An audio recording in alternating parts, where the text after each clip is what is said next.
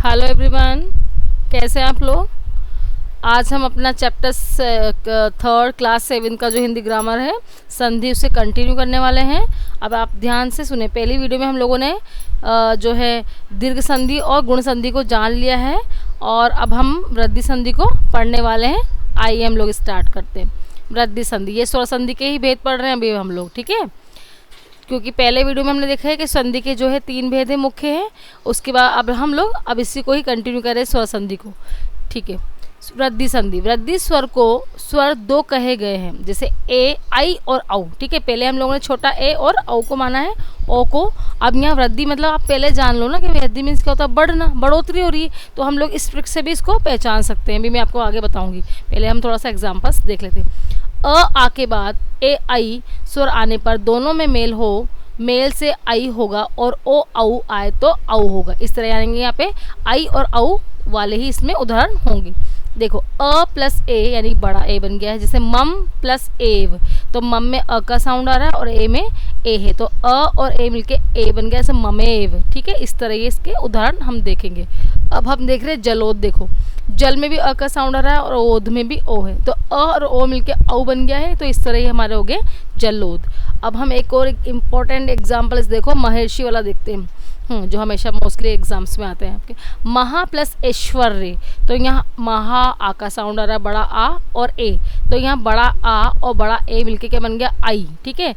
तो यहाँ महेश्वर्य। इस तरह हमने जाना कि वृद्धि संधि के जो है उदाहरण हम लोग इसके विच्छेद कर सकते हैं और इसको संधि को पहचान सकते हैं। और दूसरी जो ट्रिक है वो आपकी ये है कि जो वृद्धि संधि के जितने भी उदाहरण होंगे उसमें आप देखिए, आप सब सारे एग्जाम्पल देखिएगा, स्टार्टिंग से देखो, सब में 2 मात्रा है। इसकी बहुत अच्छी ट्रिक बनाई है मैंने। देखो यहाँ पे इसकी जो है वो 2 मात्रा वाले जो शब्द होंगे, आप ए वाले देखो, जैसे आई वाले हैं, इधर देखो आप औ वाले हैं, वनौषधि, सब में 2 मात्रा होगी, तो आप वहाँ बहुत जल्दी से फटाफट पहचान सकते हैं कि ये वृद्धि संधि होगी, ठीक है। और जबकि हमने जो गुण संधि में एक ही मात्रा वाले शब्दों को पहचाना था। अब हम देखते हैं यण संधि। जब ह्रस्व या दीर्घ ई, उ या री के बाद कोई अन्य स्वर आ जाए तो उसके मेल से क्रमशः उसके स्थान पर य, व और र हो जाता है। ये आपको याद होना चाहिए। यण संधि में य, व, र हो गए। इंपॉर्टेंट थिंग ये है क्योंकि अभी हम लोगों ने सिर्फ स्वर को जाना है, समान स्वर या इस तरह के।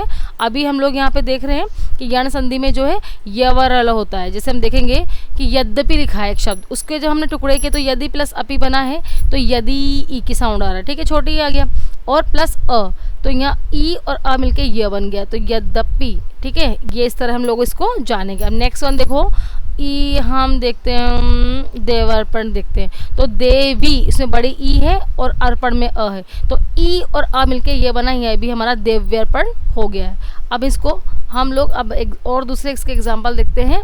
जैसे देखो स्वागत देख लो, ये तो आप लोगों ने बहुत अच्छे से पढ़ा हुआ है, क्लास 5 6 से पढ़े हुए हैं आप लोगों ने।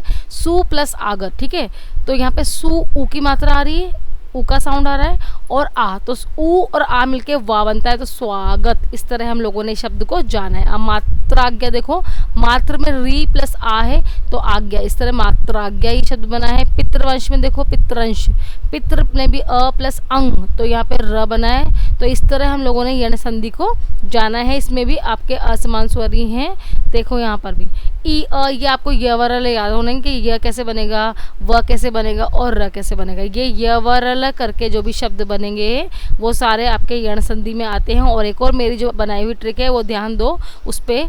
जैसे मैंने बताया 3 संधियों बता चुकी, चौथी में भी आप ध्यान दो कि यहाँ पे आप देखो, आपने नोटिस किया होगा तो हर वर्ड में आधा, मतलब य आधा नहीं आएगा, आधा य, व, ऐसे जो शब्द है ना वो सारे हमारे किस में आएंगे, हमारे इसमें यण संधि में आते हैं। देखो आप ध्यान दो, यहाँ पे हम लोग देख रहे हैं देव्यर्पण, तो यहाँ पे व आधा है और ये भी साथ में आ रहा है। और आपको दिखाऊं मैं दूसरे, इधर देखो अन्वय में देखो, यहाँ भी न आधा है, मतलब यानी कि जो भी शब्द होंगे उसमें य, व, र, ल करके ऐसे आपके जो भी वर्ण आएंगे वो सारे आपके जो किस में आएंगे, यण संधि में आएंगे। और रूल्स तो हैं ही सर, ये आपके रूल्स तो आपको पता होना ही चाहिए।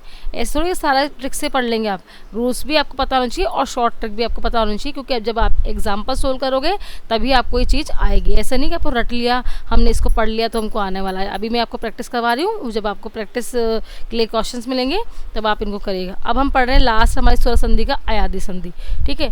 अब अयादी संधि में जब ए, ऐ, ओ, औ के बाद कोई दूसरा स्वर आता है, यहाँ पे स्वर आ रहा है दूसरा, तो ए का ए, ऐ का आओ और ओ का अव और औ का आव हो जाता है। जैसे कि अब यहाँ एग्जाम, ये आपको याद होना चाहिए कि यहाँ पे ए, आए, अव और आव हो जाएगा, ये आपको लर्न होना चाहिए, तभी आप इसको कर पाएंगे अयादी संधि को। तो यहाँ देखिए एग्जाम्पल, ए प्लस अ हो गया, यानी कि नयन, जैसे आप नयन हो गया ना, एक शब्द है, तो जब इसके टुकड़े करेंगे तो ने प्लस अ होगा, और ने में ए का साउंड आ रहा है, दिख रहा है, अ में तो अ है, इसे तो ए और अ मिलके क्या बन गया, ऐ बन गया। अब आप देखो दूसरा दिखाती हूँ एग्जाम्पल, गायिका का दिखाते हैं, आई प्लस ई आई, तो यहाँ पे गे प्लस इका होगा तो गायिका, फिर औ प्लस, देखो यहाँ पौ कर रहे हैं हम, पावक का, पौ प्लस अक में औ प्लस अ है तो यहाँ आओ बन गया। इस तरह आपको आए, आव, अव, ए, ये सारे आपको इसके उदाहरण जानने पड़ेंगे ही, तभी आपको ये इसको आप कर सकते हैं। और इसकी जो दूसरी लास्ट है मेरी, कि इसके अंदर क्या होता है, ये आप जैसे टुकड़े करेंगे तो आप अपने आप ही स्वतः ही आपको इसका साउंड सुनाई देगा। जैसे कि हम नयन कर रहे हैं, नयन, ऐ का आपको अपना आप साउंड, अपना आप वास्तविक का रूप में पता लगे। जैसे पावन कर रहे हैं हम, पवन, पावन, तो आव, आव का साउंड आ रहा है, पावक, आव का साउंड आ रहा है। यहाँ भी हम देख रहे हैं नाविक, तो नाविक, आविका, इस तरह के जो साउंड आ रहे हैं, सुनाई दे रहा है हमको, अय, आओ, अव, वो सारे हमारे अयादी संधि के उदाहरण होंगे। इस तरह हमने स्वर संधि को जान लिया है। ओके, अब हम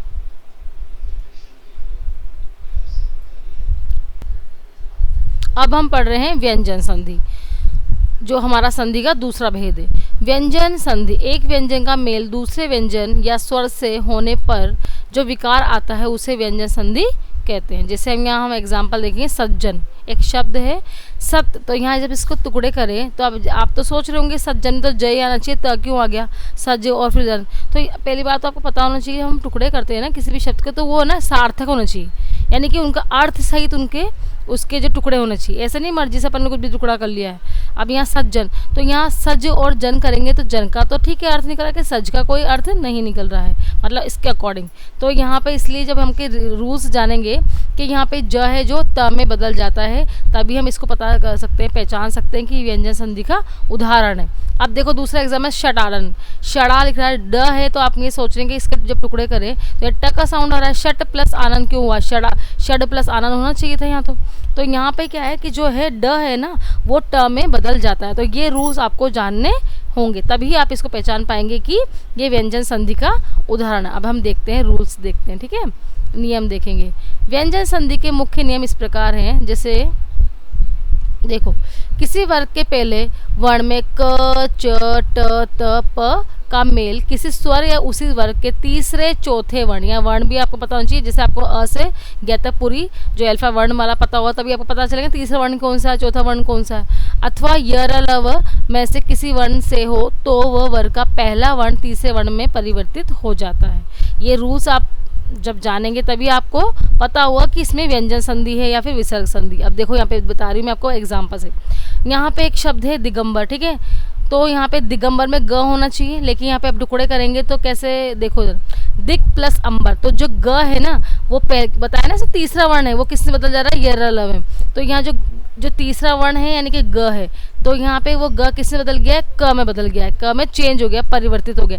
इसलिए हम लोगों ने जब इसे टुकड़े करे तो वह दिगंबर, दिग प्लस अंबर ना लिख कर दिग प्लस अंबर लिखा है। ये रूल्स आपको पता होना चाहिए बच्चों, ठीक है। अब हम देख रहे हैं नेक्स्ट वन कि अजंत कुछ शब्द है, ठीक है, उसके जब अब यहाँ भी फिर वही आ गया कि हमको इसमें अज और प्लस अंत होना चाहिए था, लेकिन वही जो हमने रूल्स पढ़ा है कि तीसरा जो वर्ण है वो पहले में चेंज हो जाएगा। तो यहाँ पे अच प्लस अंत हुआ, इस तरह हमने इसको अजंत के टुकड़े के यानी कि संधि बनाई है। अब हम देखो षडानंद देख लो, षट प्लस आनंद हो गया, वही जो तीसरा शब्द है उसको हम पहले में परिवर्तित कर लेंगे तो षडानंद हो जाएगा। फिर देखो जगदीश में जगत प्लस ईश होगा तो जो द है वो किससे बदल गया है, त में बदल गया है।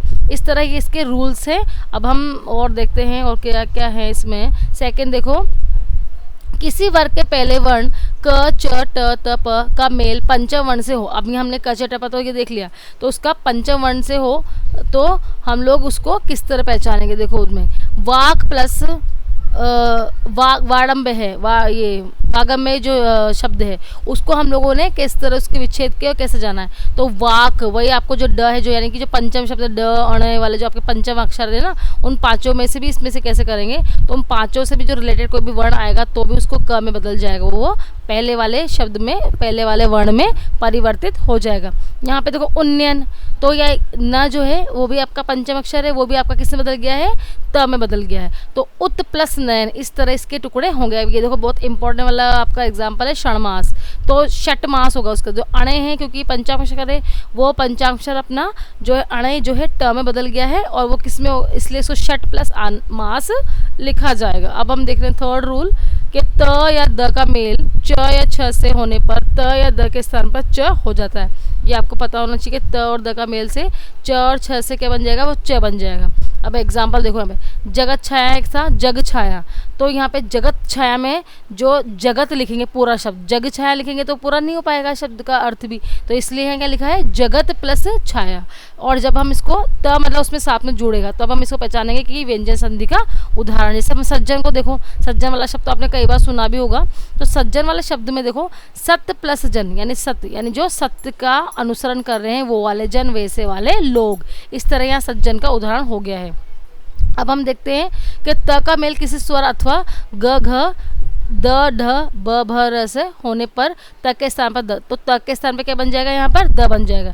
इस तरह हम लोगों ने देखा है कि सदिच्छा है, जगद इच्छा है, जगदीश है, भगवत भक्ति, इस तरह हमने इससे कई उदाहरण देखे। अब त का द से मेल होने पर श बन जाएगा, जैसे कि हम देख रहे हैं उत प्लस श्वास, तो यहाँ पे उच्छ्वास बन गया है। और त द का मेल हो जाने पर वो द ध बन गया, जैसे उद्धार, तो उत प्लस धार हो गया हमारा। इस तरह हमने देखे हैं कि व्यंजन संधि में जो रूल्स हैं वो आपको जानने ही होंगे, तभी हम इसको पहचान सकते हैं। Okay bye, thank you.